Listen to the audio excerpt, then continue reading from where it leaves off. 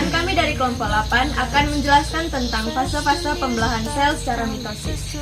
Sebelum itu, perkenalkan, nama saya Cantika Kelsianti. Saya Raihan Al-Faruq. Nama saya Yuriman. Saya Bunga Suci Wulandari. Saya Diva Ramadi Islami Zahri.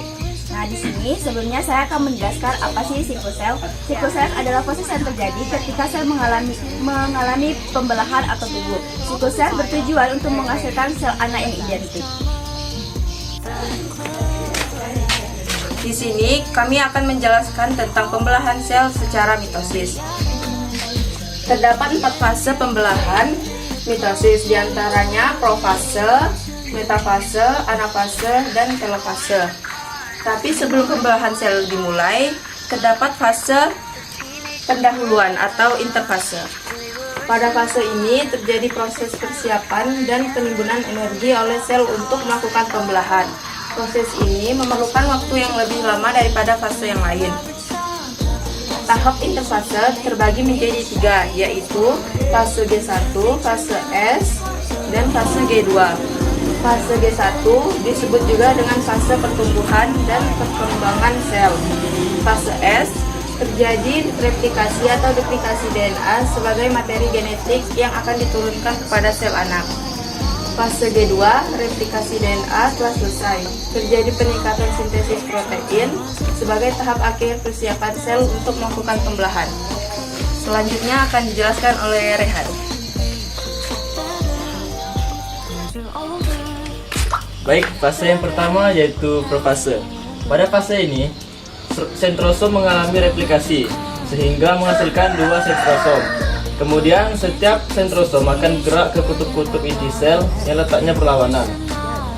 Benang-benang kromatin mulai mengalami penebalan yang kemudian membentuk kromosom.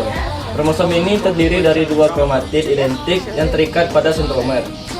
Di akhir tahap profase, nukleus dan membran inti sel mulai menghilang. Selain itu, sentrosom telah sampai di kutubnya masing-masing. Ciri-ciri fase profase adalah 1. Benang-benang kromatin memendek dan menebal membentuk kromatid. Yang kedua, kromatid berpasangan membentuk kromosom. Yang ketiga, membran nukleus menghilang.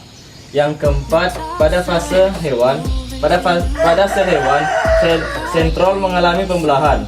Yang kelima, benang spindel mulai mengatur diri sedemikian rupa sehingga menyerupai bentuk pancaran atau arter. Baiklah, selanjutnya akan dijelaskan oleh Cantika.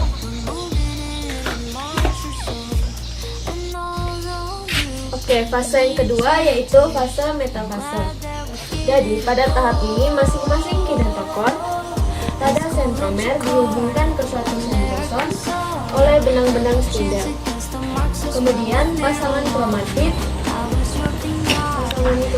bergerak ke bagian tengah sel dan membentuk lempeng metafase. Ciri-cirinya yaitu benang spindel kromosom terlihat semakin jelas. Yang kedua, kromosom berada di daerah ekuator.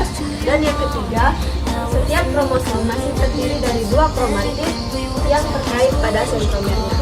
Selanjutnya akan dijelaskan oleh Ade. Nah, selanjutnya saya akan menjelaskan mengenai fase ketiga, yaitu anafase. Pada tahap ini ditandai dengan pemisahan kromatid dari bagian sentromer yang kemudian membentuk kromosom baru. Masing-masing kromosom ditarik oleh benang-benang spindel menuju kutub yang berlawanan. Seperti pada gambar, kromosom yang ini menuju ke kutub yang berlawanan.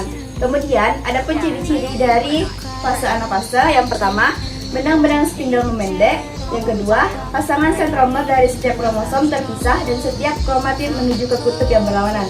Yang terakhir, pada akhir anafase, kedua kutub sel memiliki jumlah kromosom yang ekuivalen. Selanjutnya akan dijelaskan oleh Divaren.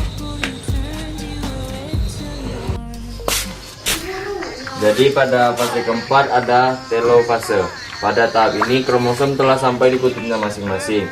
Benang-benang spindel mulai menghilang dan membran inti sel juga mulai terbentuk di antara 2 kelompok kromosom yang terpisah. Sel telah membelah dan menghasilkan 2 sel anak dengan kromosom diploid. Adapun ciri-ciri dari telofase yaitu 1. Kromatik telah sampai di kutub-kutub yang berlawanan. 2. Kromatin menipis dan memanjang dari kromatin. 3. Kumpulan kromatin membentuk anak inti. 4. Membran nukleus mulai terbentuk kembali. 5. Berlangsung sitokinesis atau pembelahan sitoplasma sehingga dihasilkan dua sel anakan yang identik. Nah, jadi kesimpulannya, pembelahan mitosis merupakan pembelahan secara langsung. Pembelahan mitosis ini adalah pembelahan sel tubuh yang menghasilkan dua sel anakan yang memiliki jumlah kromosom yang sama dengan sel induk. Nah, itu tadi penjelasan dari kami. Apabila ada salah, kami mohon maaf. Kami akhiri.